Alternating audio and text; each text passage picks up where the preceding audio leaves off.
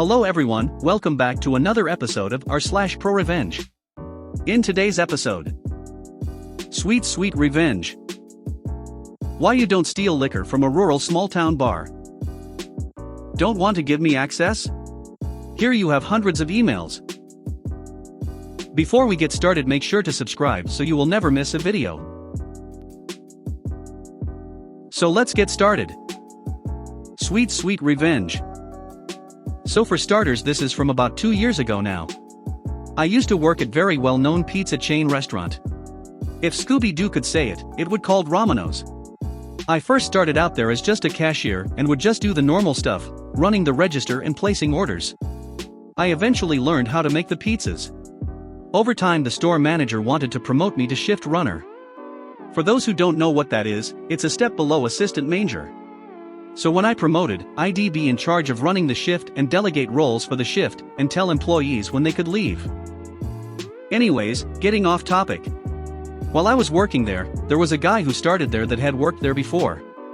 When he was there before, he was an assistant manager. He left one day during a busy evening when the store was slammed with orders and customers.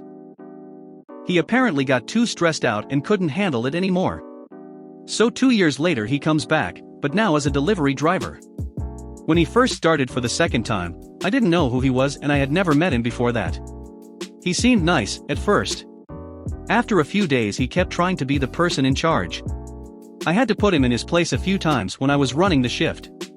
Now I wasn't on the best of terms with the store manager. We had a few blowouts here and there, mostly from him breathing down my neck when we were really busy.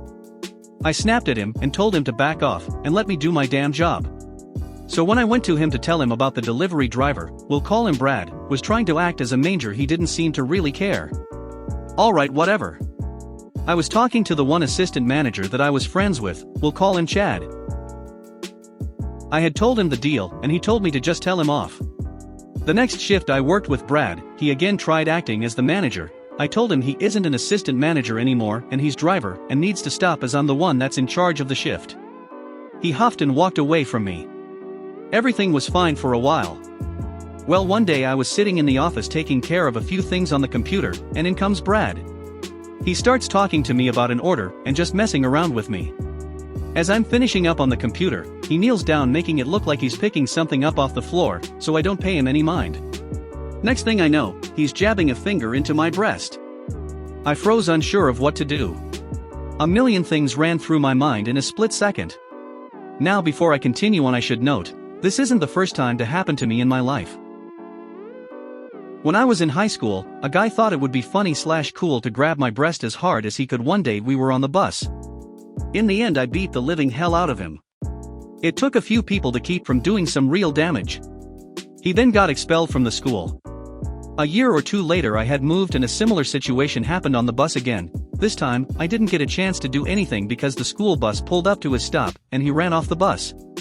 Got him suspended from school and his parents apologized to me along with making him apologize as well. There's some other issues, but you get the point. So anyway, he jabbed my breast hard and I froze. All those times I had that happen to me flashed through my mind. I got up and I went out back, slamming the door hard. I was pacing back and forth for a few minutes. I didn't know what to do, didn't know what to think. I was shaking from being utterly pissed off and from a feeling I couldn't recognize. Now this is the kicker, he comes out acting like nothing happened and telling me how I need to keep the back door locked because that's how the place got robbed before, 4 years ago, by the old store manager's son. Well, the conversation went a little like this. Me, I don't give a fuck. Leave me the fuck alone and go the fuck back inside. Brad, don't yell at me and curse at me. Me, dude, you really do not want to fuck with me right now. Go the fuck back inside now. I am not going to fucking say it again. Brad, and what are you going to do if I don't? So before I can say another word, Chad comes out because he hears me yelling at Brad. When he sees how red my face is, he gets Brad back inside and then comes to check on me. At this point I'm sitting in my car crying and shaking because I was so mad and so upset. I explained to him what happened. I lived with my mom at the time and he told me to call her, so I did. I told her what happened and she told me to call the store manager and tell him that something needs to be done about Brad. So I call the store manager and this is the conversation. Me, hey, so I wanted to let you know that Brad was very inappropriate and sexually assaulted me. Blah blah blah, you know the story. Store manager, oh my god, you guys seriously act like children. You all need to grow up. Me, what? Are you being serious right now? I need to grow up? Dude, one of your male employees assaulted me. Store manager, whatever, I'll take care of it. Bye. So when he said he would take care of it, he meant I'm gonna smack him on the hand and tell him that's not nice, and send him home for the night. Okay, fine, I take it a step further, and call the district manager. He doesn't answer, so I left a voicemail telling him that I needed to discuss something with him in regards to Brad, and that if I didn't receive a phone call back, I was going to press charges on Brad. Never got a call back. So I take it another step further. I decide to file a police report. Got my statement written up and had a court date set. Now mind you, the day he got arrested we were all working, myself, Chad, Brad, and store manager, plus a bunch of others. When the cop that I had given my statement to came in and arrested him, the look on Brad's face was amazing, and the look on store manager's face was priceless too. Store manager kept asking the cop why he was arresting Brad, and the cop said that he wasn't at liberty to tell him, and that if Brad would like to say then he could tell him. Welby was released a couple hours later, and turns out the district manager bailed him out. I was livid. So Brad came back to the store and told store manager what happened and why he was arrested. Well, I got sent home early because of the issue. I was told neither Brad nor myself would be allowed to return to work until after the issue was resolved in court.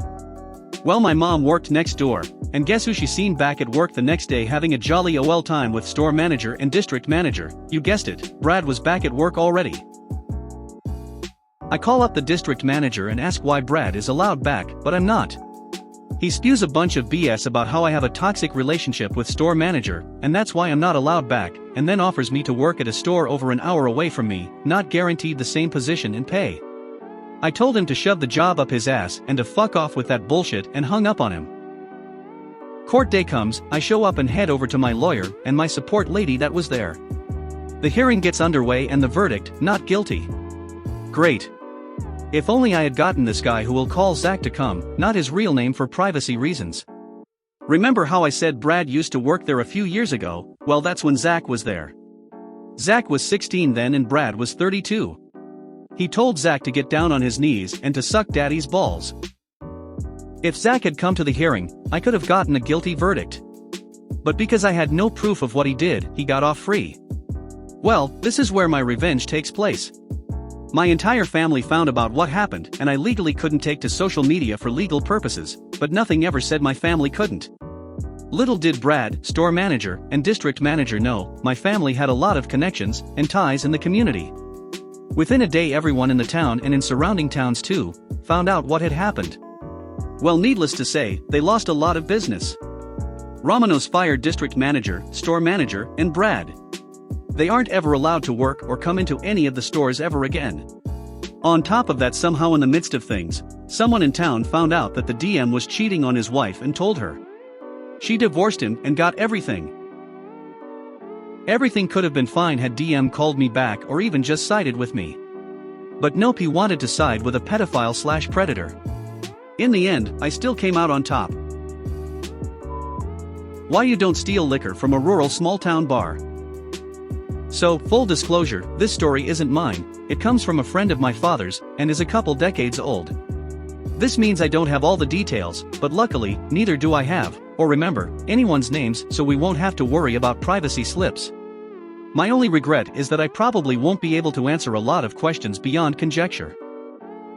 This story takes place in a very little unnamed town in the Arctic region of a Canadian territory. A pretty generalized location, but rules are rules, so that's as much as I am willing to provide. It's important to understand that, especially a few decades back, laws up here were pretty loose when it came to dealing with one's own problems without involving authorities. If you caught a guy fucking up your shit, you were judge, jury and executioner, and if the guy ran to the cops about it they'd either arrest him for his crime to be punished again, or give you a verbal about your actions, and leave it at that. I'm going to give some fake names for easy storytelling. We have John, the bar owner, and Mike, John's friend. So John runs this bar. The only bar in town. It has a dartboard, an old pool table, a few shelves full of liquor, and that's about it. Every day when John closes the bar, he makes a note of how much liquor he has sold so he has an idea of what he'll need to order. Being so remote, orders come in very rarely, once a month or two at best, so he needs a clear idea of what he will be selling and how much. Lately, John seems to have been slipping on this note-taking. It seems he's selling more than usual or running out faster. To keep better track, John starts marking the bottles at the end of each day. Little lines along the booze levels. It quickly becomes clear that several bottles seem to have less liquor in the mornings as they did the night before, with some being barely below the line and others being an obvious few ounces short. John quickly determines that, somehow, someone is stealing his liquor after closing hours. He decides to stake it out, and recruits Mike to help him with whatever and whoever he's about to find. John and Mike close up shop as usual. Lights off, bar clean, liquor bottles marked, curtains drawn. They settle down underneath the pool table to hide and wait. They did not have to wait long, less than an hour but close to I believe. They hear something in the ceiling above them, determined later it was the movement of a ceiling tile, then the sound of someone dropping down onto the pool table, before making his way to the floor and behind the bar. Turns out there's been some way to enter this building and climb along the ceiling rafters that John never noticed or considered before. The guy gets behind the bar and starts opening random bottles, taking one or two swigs, and putting them back. Taking just enough that without marking those bottles, John would probably never realize what was happening. Some vodka here, a little whiskey there. With the guy being caught red-handed, it's time to serve out some justice. John and Mike get out from the pool table as quietly as they can, then rush the guy. They grab him, haul him out from behind the bar, turn the lights on and identify him as some local shithead. We can call him Ass Clown Larry. They decide to punish Ass Clown Larry then and there, to scare him off of ever robbing that bar again, and ever so much as thinking of fucking with John's shit ever again. Mike bends him over the pool table and yanks his pants down from his ass, while John grabs his cheapest whiskey from behind the bar. They take a fucking metal brush to Larry's ass. The kind you use to remove rust from steel. They scrub the skin down to the meat with this guy screaming, then pour the whiskey over the wound. Then they throw him out the door onto the road. And that is where the story ends. I don't know if Larry ever tried to do anything about it, and as far as I was told, Mike and John were done and never had problems again. I don't know if they went back in for a celebratory drink or just locked back up and went home with Larry laying crying in the dirt. Moral of the story, don't mess with people in a half-lawless land, and don't be an ass clown. The end. Don't want to give me access? Here you have hundreds of emails. I am currently, and with no plans on ending this, a petty revenge with a coworker now. We have changed the system, and I need to document all the incidents that are happening with the customers. My coworker plainly said to me that he won't give me access to the new system because you don't need it, and to be fair, don't know why you had access to the old one, and despite all my examples of what I need it for, he has not given my an account. Cue the petty revenge. Every time there is an incident, I send him an email. Sweet, short email with the case number and a brief description, copy-paste essentially, won't take me longer than 20 seconds to write it. After that, I've set an automatic email so that every 24 hours the email goes unanswered, a new email is sent up with a follow-up. Any news on this? I started on Wednesday, but with around 30 cases a day, by my calculations he already should have around 270 emails, 90 original cases, plus the reminders. I hope that I will get the account next week, or sadly his inbox will be saturated soon with so many emails about something he could have easily avoided. If you made it to the end of the video, thanks for watching. Don't forget to like, subscribe and share, and we will see you in the next video.